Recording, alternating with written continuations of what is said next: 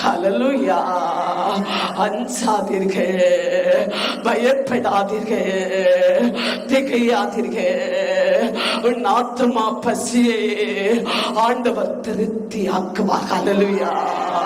உலகத்தின் நிலையிலே எத்தனை தான் இருந்தாலும் உனக்கு பசி தீர்வதில்லையோ, உன் தேவைகள் சந்திக்கப்படவில்லையோ, உனக்கு திருப்தி ஆகவில்லையோ, ஆண்டவர் நீ திருப்தி அடையக்கூடிய அளவிலே ஆசீர்வதிப்பார். ஹல்லேலூயா, ஹல்லேலூயா.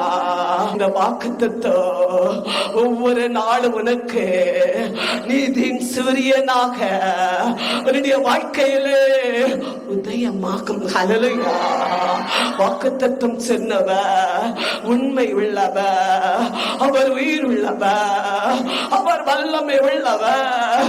இந்த வெண்ணிலவோ இந்த வாக்குத்தத்தமோ உன்னதத்தில் இருந்து மகிமை மக்களை நோக்கி, மகிமை மலையை நோக்கி புறப்பட்டு வந்த வார்த்தையோட வாக்குத்தத்தம் தேய்வதில்லை, அது தேய்ந்து போய்வதில்லை, என்னை விட்டு நீங்க போவதும் இல்லை.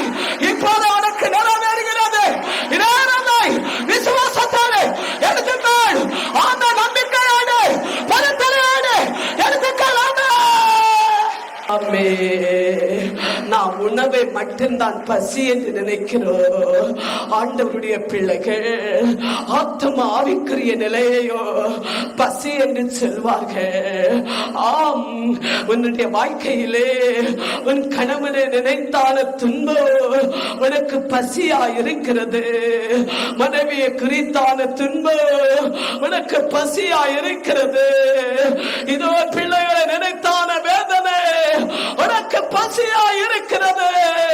ஆண்டவரின் விண்ணப்பத்தை ஏற்று உன் பசியை தீர்த்து திருப்தியாக்குவார். ஹல்லேலூயா, ஹல்லேலூயா, ஹல்லேலூயா.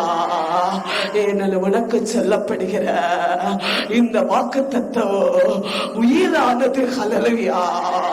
அது ஜீவனானது, அது வல்லமையானது, அது சுடர்விடு ஒளியானது. ஹல்லேலூயா.